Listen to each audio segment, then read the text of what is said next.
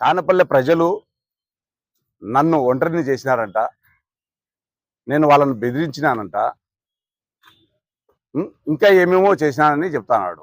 కానపల్లె ప్రజలు మా చుట్టాలు ఉన్నారు, మా వాళ్ళందరూ ఉన్నారు. నన్ను, నా కుటుంబాన్ని ఎంత అభిమానిస్తారో, ఎంత గౌరవిస్తారో, ఎంత ఆప్యాయతగా నన్ను పలకరిస్తారో అది నీకేం తెలుసు? మా గ్రామ ప్రజలు నన్ను ఎంతగా చూసుకుంటారంటే వాళ్ళు ఆ ప్రజలకు అందరికీ తెలుసు. నువ్వు అన్నావు, నువ్వు ఒక ఎమ్మెల్యేగా ఉండి 5-6 రోజుల నుండి కానపల్లె గ్రామానికి పోవాలని నీ నోట నుంచే ఫోన్లు చేసి అందరినీ రావాలా, ఒక మనిషిని 30 మందిని తేవాలా, 25 మందిని తేవాలా అని హుకుం జారీ చేసినావు. హుకుం జారీ చేసి నీకు మరి రైటో లెఫ్టో అతను శేఖర్ యాదవ్ కూడా ఏమన్నాడంటే, మీరంతా కొత్తపల్లె గ్రామ పంచాయతీలో కానపల్లె గ్రామానికి వెళ్తున్నాం, ప్రతి ఒక్కరూ కానపల్లె గ్రామానికి రావాలని చెప్పి అన్నావు. నువ్వు అట్లా చేసి నేనేదో బెదిరించినానని చెప్పి అంటావు. నువ్వు ఎంత మటుకు సబబు? అది కాదు. అలాగే జగన్ సార్, మాకు ఇక్కడ ఉండే వాళ్ళందరం జగన్ సార్ని చూసే ఉండేది. మేము పార్టీలో నిన్ను చూసి కాదు ఉండేది, జగన్ సార్ని చూసే. నువ్వు చేసేటటువంటి పనులకు మేము తట్టుకోలేకనే, మమ్మల్ని చేస్తున్నటువంటి అరాచకాలు తట్టుకోలేకనే మేము బయటకు వచ్చింది. ఈరోజు జగన్ సార్కు ఓటే అంటానవే కానీ నేను 5 సంవత్సరాల నుండి ఎమ్మెల్యేగా ఉండా ఈ కానపల్లె గ్రామానికి నేను ఫలాని పని చేసినానని చెప్పుకోలేకుండావు. జగన్ సార్కు ఓటేయండి, జగన్ సార్కు ఓటేయండి అని అడుగుతాను ప్రజలను. ఎంత మటుకు సబబు? నువ్వు ఎమ్మెల్యేగా 5 సంవత్సరాలు అయింది, కానపల్లె గ్రామానికి 5 లక్షలు ఏమైనా పని చేసినావా? నువ్వు చెప్పు. 5 లక్షల పని ఏమైనా చేసినావా?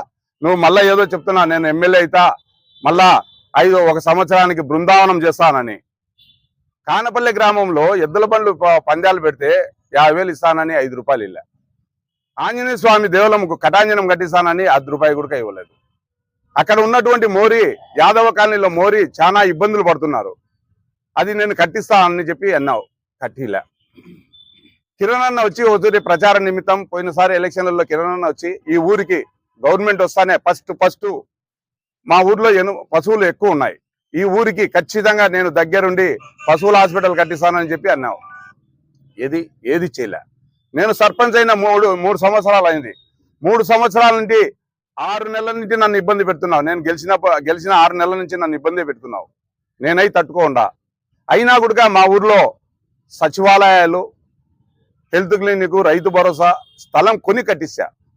మోరీ దాదాపు 100 సంవత్సరాలు పనిచేసేటటువంటి మోరీని కట్టించా, కాలువలు కట్టించిన, రోడ్లు వేసిన. నన్ను ఇది అంటావు. ఇంకా 1 కోటి రూపాయలు వర్క్ తెచ్చి కాలువ పనులు చేయాల్సిందే, దాన్ని ఆపించినావు. నువ్వు చేస్తూ పనులు అన్ని నేనేదో చేయలేదు, నన్ను ఒంటరివాణి చేస్తావని చెప్పి అంటాను. నన్ను ఒంటరివాణి నా ప్రజలు, నా గ్రామ ప్రజలు నాకు తెలియదా? నన్ను ఎట్టా హక్కును చేర్చుకునేది? నీ రాజకీయ కోసం నువ్వు ఏదో అడుగు ఓట్లు. పెయిడ్ ఆర్టిస్టులు అన్నావు. నువ్వు హుకుం జారీ చేసినావు, ఒక్కొక్క మనిషి 30 మందిని రావాలా, 20 మందిని తేవాలని. నువ్వు ఎమ్మెల్యే స్థాయి కదా ఇదేనా? నీకు కుడి భుజమో ఎడమ భుజమో ఎన్నుకోటుదారుడో అర్థం కాలే శేఖర్ యాదవ్. సోములవారపల్లి నుంచి రేపటి దినం మేము కానపల్లేకపోతున్నాం, ప్రతి ఒక్కరూ రావాలా అని చెప్పి ఇదో నోట్ కూడా ఇచ్చాడు. ఇట్లా మీరందరూ ఊర్లో నుంచి అందరినీ పిలుచుకొని వచ్చి కానపల్లె గ్రామానికి వచ్చారు. మా వాళ్ళు నా మీద ఉన్నటువంటి అభిమానం ఉండే వాళ్ళే వచ్చినారు. కొందరు ఒకరో ఇద్దరు ఉంటారు, వాళ్ళందరినీ ఊరు అన్నాక ఆపోజిషన్ ఉంటారు, అభిమానులు ఉంటారు. అందరినీ ఒకటే ఘాటికి కట్టేసాను. నన్ను అందరూ వెళ్ళేసినట్టు నువ్వు మాట్లాడతావు. ఇది సబబు కాదు.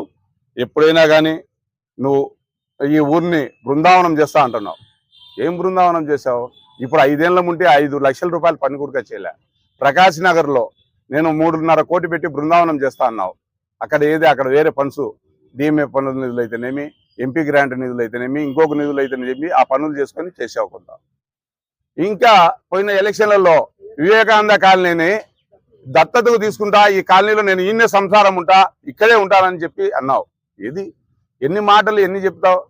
మీరు అబద్ధాలు చెప్తాను, నన్ను అబద్ధాలు అన్నట్టు ఏదో నేను మా ఊర్లో ప్రజలు నేను బెదిరిస్తానట్టు చెప్తాను. ఇది అంతా రేపు తెలుస్తుంది. 13వ తారీఖు ఎవరు మనిషి, ఎవరి కథ, ఎవరికి ఓట్లున్నాయి, ఏం కథ అనేది తెలుస్తుంది. నిన్ను ఖచ్చితంగా ఇంటికి పంపించడానికి ప్రజలందరూ సిద్ధంగానే ఉన్నారు.